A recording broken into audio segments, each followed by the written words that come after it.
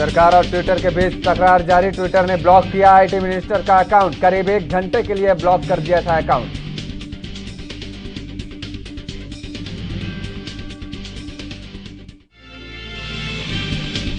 Petrol diesel के दामों में भारी बढ़ोतरी। दिल्ली में पेट्रोल और डीजल 35 पैसे प्रति लीटर हुआ महंगा।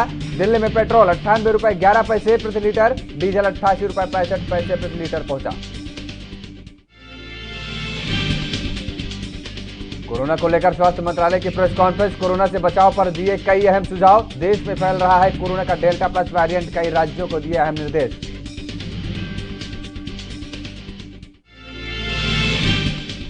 यूपी में धर्मांतरण मामले पर एटीएस ने बढ़ाया जांच का दायरा। धर्मांतरण मामले पर मंत्री मोहसिन रजा का बयान, कहा देश के माहौल को खराब करने की साजिश।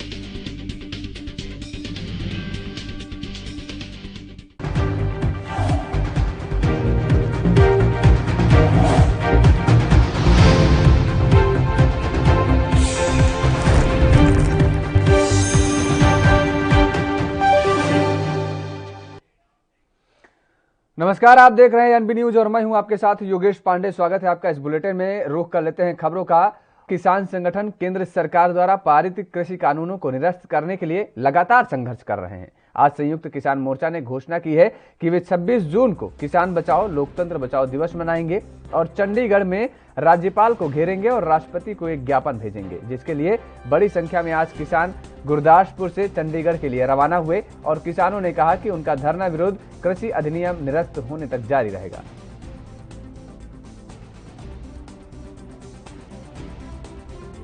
मोर्चे की काल के उत्ते सांझे जथेबंदियों के नाल जो चंडीगढ़ दे विच जा रहे हैं मंग पत्र देण, ਉਹਦਾ मतलब ये आ भी सानू अज 7 महीने हो गए आ साडा संघर्ष चलदिਆਂ ਨੂੰ ਤੇ मोदी सरकार के ਕੰਨਾਂ ਤੇ जू नहीं सरकी। इस करके अज असीं ਉਹਨੂੰ जगाउणा चाहुंदे आ भी जे 7 महीने चल गया तो 7 महीने होर भी लग सकते आ। असीं वापस नहीं मुड़ांगे जिन्ना चਿਰ साडे जे कानून रद्द नहीं हुंदे। बाकी जो ये चालां चल रहे आ अपने लाठीचार्ज कर रहे आ ਉਹ ਕਰ ਰਿਹਾ, ਇਹ ਬਹੁਤ ਘਿਨਾਉਣੀ ਹਰਕਤ ਆ। ਇਹਦੀ ਅਸੀਂ ਸਖਤ ਨਿੰਦਾ ਕਰਦੇ ਆ। ਇਸ ਕਰਕੇ ਅਸੀਂ ਚਾਹੁੰਦੇ ਆ ਵੀ ਮੋਦੀ ਸਾਹਿਬ ਤੂੰ ਜੋ ਸਾਡੇ ਕਾਨੂੰਨ ਆ ਰੱਦ ਕਰ ਤੇ ਅਸੀਂ ਵੀ ਉੱਠ ਕੇ ਘਰ ਨੂੰ ਆਈਏ। ਨਹੀਂ ਤੇ ਸਾਡਾ ਇਹ ਪੱਕਾ ਵਾ ਵੀ ਜਿੰਨਾ ਚਿਰ ਕਾਨੂੰਨ ਰੱਦ ਨਹੀਂ ਹੁੰਦੇ ਭਾਵੇਂ ਕਿੰਨਾ ਵੀ ਚਿਰ ਲੱਗ ਜੇ ਅਸੀਂ ਉੱਥੋਂ ਨਹੀਂ ਉੱਠਾਂਗੇ। ਪਹਿਲੇ ਇਤਿਹਾਸ ਆ 9 ਮਹੀਨੇ ਤੇ ਇੱਕ ਘੋਲ ਲੱਗਾ ਸੀ, ਚਾਚਾ ਜੀਸੋ ਨੇ ਲਵਾਇਆ ਸੀ। ਅਸੀਂ ਉਹਦਾ ਜਿਹੜਾ ਵਾ ਨਾ ਰਿਕਾਰਡ ਤੋੜ ਕੇ ਛੱਡਾਂਗੇ, ਉੱਠਾਂਗੇ ਨਹੀਂ। ਇਸ ਕਰਕੇ ਅਸੀਂ ਪੱਕੇ ਦਿਲ ਇਰਾਦੇ ਨਾਲ ਬੈਠੇ ਆ ਵੀ ਜਿੰਨਾ ਚਿਰ ਕਾਨੂੰਨ ਰੱਦ ਨਹੀਂ ਹੁੰਦੇ ਉਹਨਾਂ ਚਿਰ ਅਸੀਂ ਉੱਥੇ। ਜੋ ਰੋਸ ਮਾਰਚ ਆ ਇਹ ਰਾਜ ਭਵਨਾਂ ਦਾ ਘਰਾਓ ਜਿਹੜਾ ਵਾ ਸੰਯੁਕਤ ਮੋਰਚੇ ਦੀ ਕਾਲ ਉੱਪਰ ਕਿਸਾਨ ਅੰਦੋਲਨ ਨੂੰ 7 ਮਹੀਨੇ ਪੂਰੇ ਹੋਣ ਦੇ ਉੱਪਰ ਔਰ ਮੋਦੀ ਸਰਕਾਰ ਨੂੰ ਸੁੱਤੀ ਹੋਈ ਕੁੰਭਕਰਨੀ ਨੀਂਦ ਤੋਂ ਜਗਾਉਣ ਵਾਸਤੇ ਰਾਜਪਾਲ ਨੂੰ ਇੱਕ ਰਾਸ਼ਟਰਪਤੀ ਦੇ ਨਾਂ ਤੇ ਜਿਹੜਾ ਰੋਸ ਪੱਤਰ ਦਿੱਤਾ ਜਾਊਗਾ ਕਿ ਉਹ ਤਿੰਨੇ ਕਾਲੇ ਕਾਨੂੰਨ ਰੱਦ ਕਰੇ, MSP ਦੀ ਗਰੰਟੀ ਦੇਵੇ ਔਰ ਕਿਸਾਨ ਜਿਹੜੇ ਆ ਸੁੱਖ ਸੰਦੀ ਆਪਣੇ ਘਰ ਆਉਣ, ਆਪਣੇ ਕੰਮਕਾਰ ਕਰਨ। ਇਹ ਅੱਜ ਦਾ ਜਿਹੜਾ ਘਰਾਓ ਆ ਰਾਜ ਭਵਨ ਦਾ, ਉਸ ਵਾਸਤੇ ਕਿਸਾਨ ਜਥੇਬੰਦੀਆਂ, ਕਿਸਾਨ ਮਜ਼ਦੂਰ ਯੂਨੀਅਨ ਮਾਝਾ ਕਿਸਾਨ ਮਜ਼ਦੂਰ ਸੰਘਰਸ਼ ਕਮੇਟੀ, ਭਾਰਤੀ ਕਿਸਾਨ ਯੂਨੀਅਨ ਕ੍ਰਾਂਤੀਕਾਰੀ, ਇਹ ਸਾਰੀਆਂ ਜਥੇਬੰਦੀਆਂ ਨੇ ਰਲ ਕੇ ਆ ਸਾਂਝਾ ਪ੍ਰੋਗਰਾਮ ਜਿਹੜਾ ਸੰਯੁਕਤ ਮੋਰਚੇ ਦੀ ਕਾਲ ਉੱਪਰ ਆਪਾਂ ਰਾਜ ਭਵਨ ਦਾ ਘਰਾਓ ਕਰਨ ਵਾਸਤੇ ਚੰਡੀਗढ़ ਜਾ। शुक्रवार को भारतीय घरेलू बाजार में पेट्रोल डीजल की कीमतें स्थिर रहने के बाद शनिवार को एक बार फिर भाव में इजाफा हुआ। तेल कंपनियों ने आज पेट्रोल डीजल के दाम में जबरदस्त इजाफा किया। बता दें कि दिल्ली में पेट्रोल 35 पैसे प्रति लीटर और डीजल भी 35 पैसे प्रति लीटर महंगा हो गया है और इस बढ़ोतरी के साथ ही दिल्ली में पेट्रोल 98 रुपए 11 पैसे प्रति लीटर और डीजल 88 रुपए 65 पैसे प्रति लीटर पर पहुंच गया है। पेट्रोल के रेट अगर लगातार बढ़ते रहेंगे तो लोग जो है बाइकों का यूज़ वगैरह कम कर देंगे और पेट्रोल के रेट लगातार बनने भी गलत है। नॉर्मल मिडिल क्लास आदमी जो है उस चीज़ को कैसे अब्जॉर्व करेगा, कैसे यूज़ करेगा। देखिए, मैंने जब पेट्रोल लेना शुरू किया 1 रुपया लीटर पेट्रोल आता था, ये मैं बात बता रहा हूँ 69-70 की। उसके बाद 2012 मैं मथुरा गया और मथुरा जहाँ रिफाइनरी है उसके पास पेट्रोल लिया तब 71 रुपये लीटर था। अब आज अगर 100 हो गया तो आप अंदाजा लगा लीजिए ये केवल पॉलिटिक्स है, क्योंकि अब देश तरक्की कर रहा है, कुछ काम कर रही है गवर्नमेंट, चोर कम है तो उसके खिलाफ चल रहा और कुछ भी नहीं है, बकवास है। भाई जब यूं बताओ 1 रुपये से 70 रुपये होने में कितने दिन लगे और अब 70 रुपए से 70 गुना कर लो तो मुझे तो कोई फिक्र रहे नहीं। रोज वो इनकम टैक्स भी लगेगा, सब कुछ लगेगा, कमा रहा हूँ तो खा रहा हूँ। देखिए सिचुएशन तो ठीक नहीं है बेसिकली। क्या होता है कि अगर जिस तरह की पेट्रोल के दाम बढ़ रहे हैं, है ना, हर टाइम बढ़ते रहते हैं, अभी 98,000 रुपये चल रहा है। अब इस कंडीशन में जो जॉब या कोई भी बिजनेस है वो बिल्कुल इस पैंडेमिक के अंदर बिल्कुल डाउन है, इनकम है नहीं, बट पेट्रोल के दाम फिर भी बढ़ रहे हैं। तो जाहिर सी बात है उसमें चैलेंज बहुत ज़्यादा है, उसमें इतना ज़्यादा प्रॉब्लम होती है बहुत ज़्यादा। किसी को कहीं जाना है, सैलरी और बिजनेस बिल्कुल ठप होता जा रहा है, पैसा इनकम है नहीं, लेकिन पेट्रोल के दाम फिर भी है, क्योंकि ये जो पेट्रोल है ये रोज़मर्रा की ज़िंदगी का काम है। बंदा नौकरी पे जाएगा तब भी पेट्रोल उसको भरवाना है, बट फिर भी उसको पेट्रोल ज़्यादा भरवाना पड़ेगा और उसको ज़्यादा पैसा वेस्ट करना पड़ेगा। कितना मुश्किल हो जाता है सर आम आदमी के लिए इस तरीके से? मुश्किल तो है, देखो मुश्किल तो है, क्योंकि इस कंडीशन में तो नहीं बढ़ना चाहिए था जिस कंडीशन पैंडेमिक चल रहा है। हाँ ठीक है, अगर गवर्नमेंट को कुछ प्रॉब्लम हो रही है, उसको कुछ प्रॉब्लम हो रही है या उसको कुछ पैसा वेस्ट कर रहे हैं या इन्वेस्ट कर रहे हैं कहीं ना कहीं, तो ठीक है। उस टाइम ठीक था जब नॉर्मल सिचुएशन होती, तो नॉर्मल लोगों को इनकम भी होती है और सैलरी वगैरह ठीक होती है, लेकिन इस टाइम तो बहुत ठीक नहीं है। इस टाइम सब पेट्रोल का जो प्राइस होता है उसके बढ़ने से आम आदमी पे सबसे बड़ा जो फर्क पड़ता है, कार्टेज जो महंगी होती है उससे सारी ग्रॉसरी, जितनी भी फिजिकल गुड्स हैं, जो भी आपका ग्रॉसरी आइटम है, जितना भी आपका ट्रांसपोर्टेशन कॉस्ट बढ़ने से हर चीज़ का रेट बढ़ जाता है इनडायरेक्ट वे में।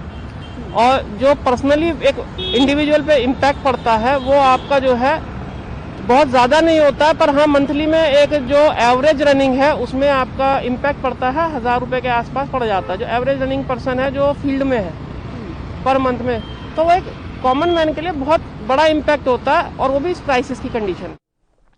तो पीएम मोदी की तरफ से आज अयोध्या के विकास कार्यों की समीक्षा बैठक करने और महंगाई समेत कई मुद्दों पर कांग्रेस के प्रवक्ता अशोक सिंह ने अपनी प्रतिक्रिया दी है। अशोक सिंह ने क्या कुछ कहा, आपको सुनवाते हैं। देखिए, सुप्रीम कोर्ट के आदेश की गाइडलाइन पर मंदिर का निर्माण हो रहा है, ट्रस्ट भी बना है। ट्रस्ट पर गंभीर आरोप लगे हैं प्रधानमंत्री जी को और योगी आदित्यनाथ जी को। पहले इस बारे में बताना चाहिए कि जो गंभीर आरोप लगे हैं, जो ट्रस्ट पर गंभीर आरोप लगे हैं, मंदिर का निर्माण तो सुप्रीम कोर्ट के आदेश पर हो ही रहा है, मगर जो गंभीर आरोप लगे उस पर भी योगी आदित्यनाथ जी को, प्रधानमंत्री जी को। देखिए, देश की सरकार में सच कहने पर फेसबुक पर कभी टिप्पणी करते हैं, कभी ट्विटर पर करते हैं, तो सरकार देश में किसकी है, जिम्मेदारी किसकी है? कानून मंत्री हैं, जिम्मेदारी है वो ट्विटर के जो मालिक हैं या ट्विटर के जो कंपनी के डायरेक्टर हैं वो वार्ता करे, केंद्र सरकार वार्ता करे, उसमें कांग्रेस का उसमें क्या लेना देना है। तो अगर फेसबुक के माध्यम पर कोई सच टिप्पणी लिख देता है तो उसके खिलाफ तो मुकदमा हो जाता है, तो केंद्र सरकार की जिम्मेदारी। लेकिन निश्चित तौर पर 2014 के बाद जिस तरीके से देश के सामने मोदी सरकार ने जो वायदे किए, 5 साल वो गुजर गए, 2 करोड़ रोजगार, काला धन, अस्वस्थ बैंक में सबसे ज़्यादा पैसा जमा होने का रिकॉर्ड हो गया है। ये मोदी सरकार को बताना पड़ेगा। तमाम महंगाई पर आज तक लगाम नहीं लगा पाए। जो कहते थे कि पेट्रोल और डीजल के काम मोदी के मुकद्दर और भाग्य से कम होते हैं, तो आज क्या मोदी के भाग्य से पेट्रोल और डीजल के दाम बढ़ रहे हैं? आज किसानों की समस्याएं सबके सामने हैं, तो जवाब देना पड़ेगा। मगर सरकार जनहित मुद्दों पर, दोनों सरकारें, चाहे मोदी सरकार हो चाहे योगी सरकार हो, जनहित के मुद्दों पर जवाब देने से पीछे हटते हैं। देखिए, केजरीवाल जी क्या नहीं बोल रहे हैं, क्या नहीं बोल रहे हैं, मैं इतना कह सकता हूं कि देश पर जो आज हालात हैं, लोगों को बिगर ऑक्सीजन से अपनों को खोया है लोगों ने। जिस तरीके से उत्तर प्रदेश की दुर्दशा देखने को मिली है, माँ गंगा किनारे जिस तरीके से लाशें देखने को मिली, अंतिम संस्कार लोगों के नहीं हो पाए, तो योगी आदित्यनाथ जी को या आदरणीय मोदी जी को भी समझना पड़ेगा। सुप्रीम कोर्ट तो टिप्पणी तमाम बार योगी सरकार पर कर चुका है कि सरकार आंकड़े छुपाती है। अब मरने के बाद भी सरकार आंकड़े छुपा रही है, तो ये सबसे बड़ा जुर्म है कि सरकार आंकड़े छुपा रही है, और सच उसको कड़वा लगता है।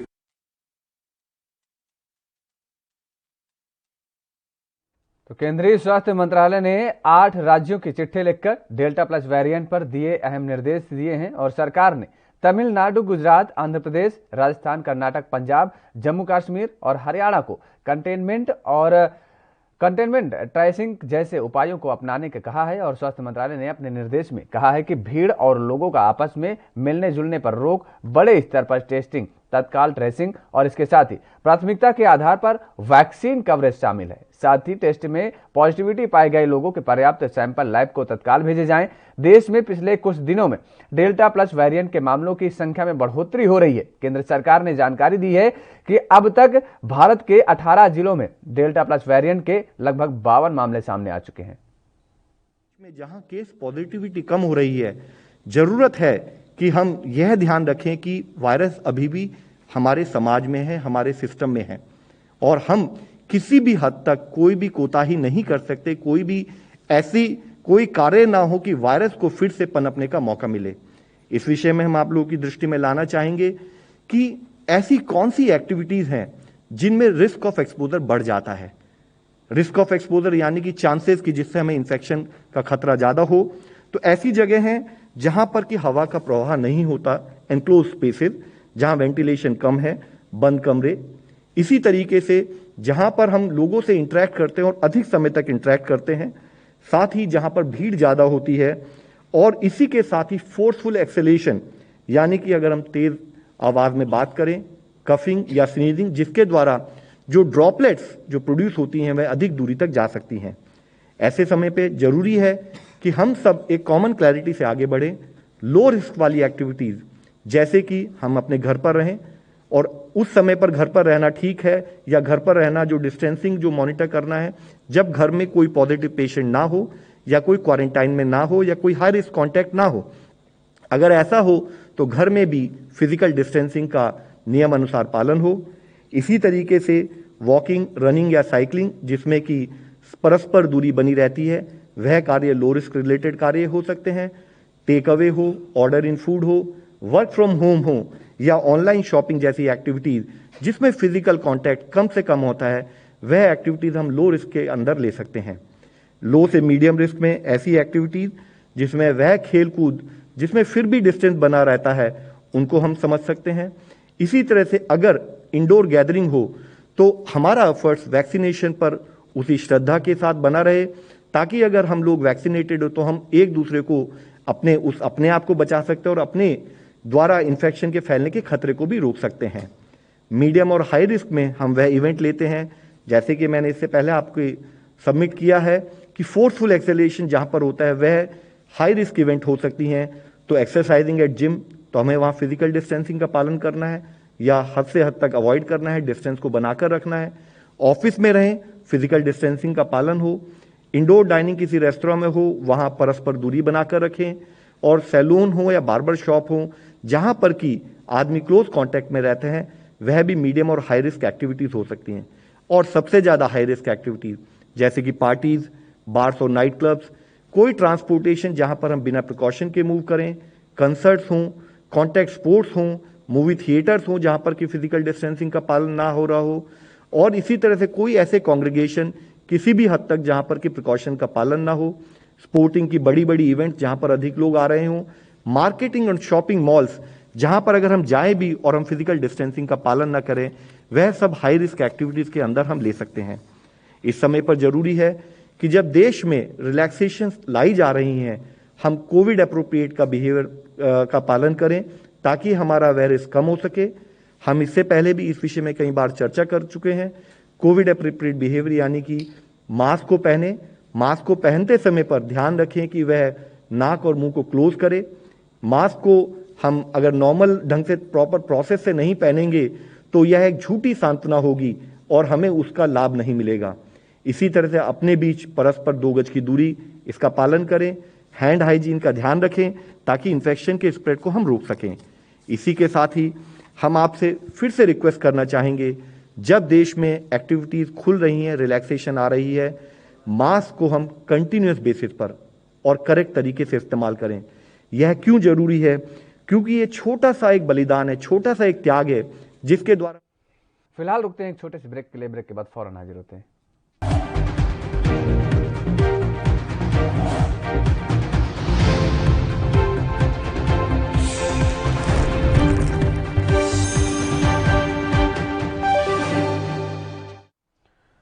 ब्रेक के बाद एक बार फिर आप सभी का स्वागत है। रुक करेंगे अगली खबर का। भारत में कोरोना संक्रमण के मामले पिछले 5 दिनों में दूसरी बार 50,000 से कम दर्ज किए गए हैं और स्वास्थ्य मंत्रालय के ताजा आंकड़ों के अनुसार पिछले 24 घंटे में 48,000 से ज्यादा मामले सामने आए हैं। कोरोना केस आए तो और 1,183 संक्रमितों की जान भी चली गई है। इससे पहले 21 जून को 42,640 मामले आए थे। वहीं पिछले 24 घंटे में 64,818 लोग कोरोना से ठीक भी हुए हैं, यानी कि कल 17,303 एक्टिव केस कम हो गए हैं। देश में कोरोना की मृत्यु दर कम हो रही है। और एक्टिव केस करीब 2% हैं। कोरोना एक्टिव केस मामले में दुनिया में भारत का तीसरा स्थान है। कुल संक्रमितों की संख्या के मामले में भी भारत का दूसरा स्थान है, जबकि दुनिया में अमेरिका, ब्राजील के बाद सबसे ज्यादा मौत हुई भारत में हुई है।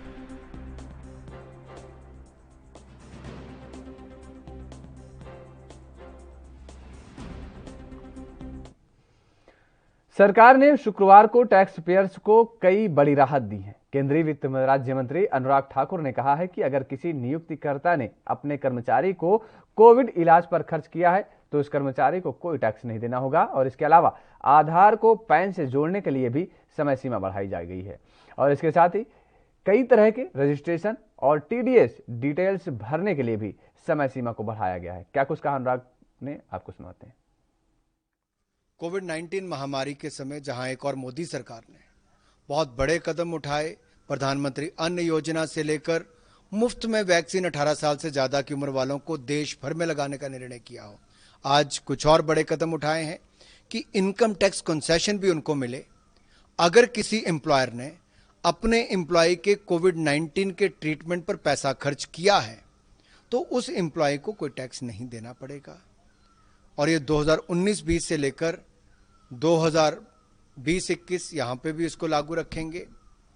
इसके अलावा अगर किसी व्यक्ति ने दूसरे व्यक्ति की मदद की है कोविड के इलाज के लिए तो उसमें भी जिसका इलाज हुआ है वो भी इसका फायदा उठा सकता है, उसको भी इस पर कोई टैक्स का प्रभाव नहीं पड़ेगा। अगर किसी की मृत्यु के बाद कोई एम्प्लॉयर अपने एम्प्लॉय को एक्स ग्रेशिया पेमेंट करता है, उसके परिवार की मदद करता है, तब भी उस व्यक्ति को उस पे टैक्स की छूट होगी 2019-20 और उसके बाद के साल के लिए। इसके अलावा अगर कोई बाहर का व्यक्ति भी किसी दूसरे व्यक्ति की मदद करता है और मृत्यु के बाद उसके परिवार की मदद करता है तो उस परिवार को भी उस टैक्स नहीं देना पड़ेगा, लेकिन इसके ऊपर 10 लाख रुपए तक की सीमा तय की गई है। इसके अलावा भी घर बनाने वालों के लिए टैक्स डिडक्शन एक्सटेंशन हमने दी है 3 महीने की। 1 अप्रैल की बजाय अब वो 30 सितंबर तक कर सकते हैं इन्वेस्टमेंट्स। और पैन आधार लिंकिंग जो है उसको भी 3 महीने को हमने बढ़ाया, 30 जून की बजाय 30 सितंबर तक किया है। विवाद से विश्वास योजना भी जिसमें पेमेंट विदाउट इंटरेस्ट करनी थी उसकी भी हमने एक्सटेंशन 2 महीने की है, 30 जून से बढ़ाकर उसको 31 अगस्त किया है। और योजना को बंद करने की जो सीमा उसको भी हमने 2 महीने की एक्सटेंशन देकर 31 अक्टूबर कर दिया है। और जो ऑर्डर पास करने की सीमा तय थी उसको भी 3 महीने की एक्सटेंशन दी है ताकि उसको 30 जून से बढ़ाकर 30 सितंबर कर दिया है। इनकम टैक्स के कंप्लायंस बर्डन में और राहत मिले इसके लिए भी कुछ कदम उठाए हैं। कई जगह 15 दिन से लेकर 2 महीने और इससे ज्यादा की राहत भी दी गई, जैसे कि टीडीएस स्टेटमेंट की फाइलिंग करनी है, टैक्स डिडक्शन के सर्टिफिकेट देने हैं तो उसमें 15-15 दिनों की बढ़ोतरी की है। इसके अलावा फाइलिंग फॉरेन रेमिटेंस स्टेटमेंट इसमें 15 दिन की बढ़ोतरी की है। रजिस्ट्रेशन ऑफ ट्रस्ट इंस्टीट्यूशंस इसमें भी हमने 1 महीने की बढ़ोतरी की। इक्वलाइजेशन लेवी के लिए 1 महीने की बढ़ोतरी की है। Updation of form of no TDS claims इस पे भी हमने 15 जुलाई से बढ़ाकर 31 अगस्त इसको किया है। Objection to dispute resolution panel 1 जून से बढ़ाकर इसको हमने 31 अगस्त कर दिया है। Option to withdraw cases settlement commission से विड्रॉ करने के लिए 27 जून से इसको हमने 31 जुलाई कर दिया है। अवैध धर्मांतरण मामले में गिरफ्तार उमर गौतम और जहांगीर से पूछताछ जारी है। इस दौरान यूपी एटीएस ने इस मामले में जांच का दायरा भी बढ़ा दिया है और इसी मामले में प्रदेश के मंत्री ने क्या कुछ कहा, आपको सुनाते हैं। धर्मांतरण एक साजिश है हमारे देश के खिलाफ, हमारे देश में एक माहौल खराब करने की, और ये साजिश उन लोगों के दौर में शुरू हुई थी जो लोग आज हाशिए पर पड़े हैं। इसमें कांग्रेस है, उत्तर प्रदेश में समाजवादी पार्टी की सरकार थी। इन सब के दौर में धर्मांतरण को लेकर इस तरह के लोग उगे थे और जिसमें जाकिर नाइक भगोड़ा भागा हुआ है, उसको लाने के लिए एजेंसियां हमारी लगातार प्रयासरत हैं। और उत्तर प्रदेश में आदरणीय योगी जी के नेतृत्व की सरकार है। यहां पर साफ तौर पर हमने कह दिया कि इस तरह के कोई भी लोग बख्शे नहीं जाएंगे, क्योंकि ना यहां पर किसी तरह का कोई जिहाद चलेगा और ना कोई अवैध धर्मांतरण चलेगा। ये आप तय मान लीजिए कि इस तरह के लोगों को हम पकड़ पकड़ के जेल में ठूसने का काम करेंगे। हमारी एजेंसियां सतर्क हैं और ये शिकायत लगातार पिछली सरकारों से आ रही थी। कौन लोग संरक्षण दे रहे थे? समाजवादी पार्टी, कांग्रेस या बहुजन समाज पार्टी, और दिल्ली में आम आदमी पार्टी दे रही। तो ये सब लोग संरक्षण दे रहे हैं, ये इनको ले जाकर महिमा मंडित करते हैं मंच के ऊपर, इनसे वोट मंगवाने का काम करते हैं, और ये धर्मांतरण की आड़ में हमारे देश के अंदर कोई आतंकी साजिश थी जिसको नाकाम किया हमारी एजेंसियों ने। खबर यूपी के प्रयागराज से है, जहां धूमनगंज थाना क्षेत्र के प्रीतम नगर स्थित अबू बकरपुर मोहल्ले में शुक्रवार की शाम रेलकर्मी के पुत्र की गोली मारकर हत्या कर दी गई है। वारदात को अंजाम उसके ही दोस्तों ने दिया। घटना के पीछे की वजह क्या थी यह स्पष्ट नहीं हो सका, लेकिन किसी बात पर कहासुनी के दौरान देशी पिस्टल से उसके चेहरे पर गोली मार दी गई। मामले में पुलिस ने एक आरोपी को पकड़ने के साथ ही हत्या में प्रयुक्त देशी पिस्टल को बरामद कर लिया है, जबकि अन्य की तलाश में दबिश दी जा रही है।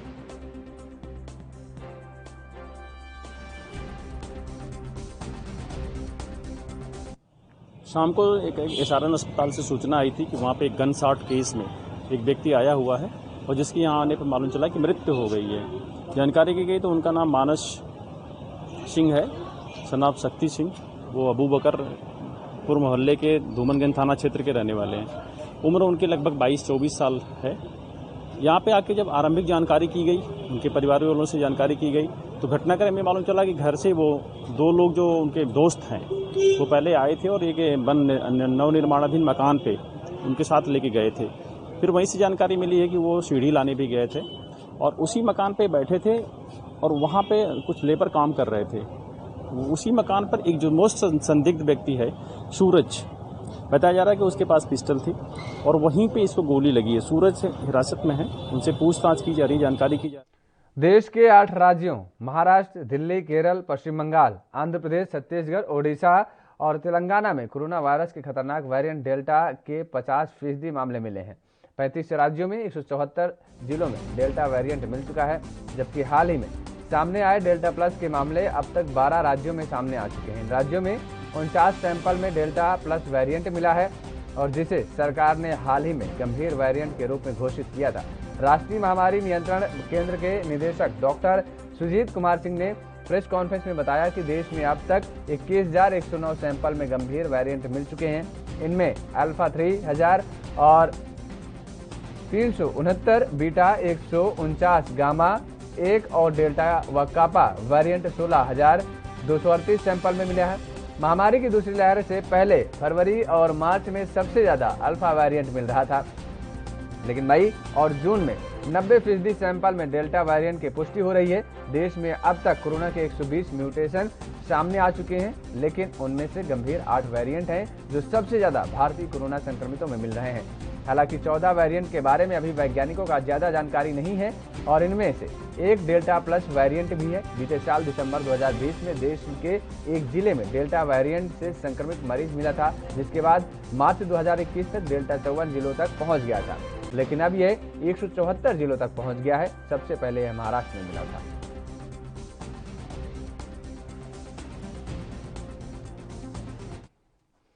इस बुलेटिन में फिलहाल इतना ही। बाकी खबरों के लिए आप देखते रहिए एएनबी न्यूज।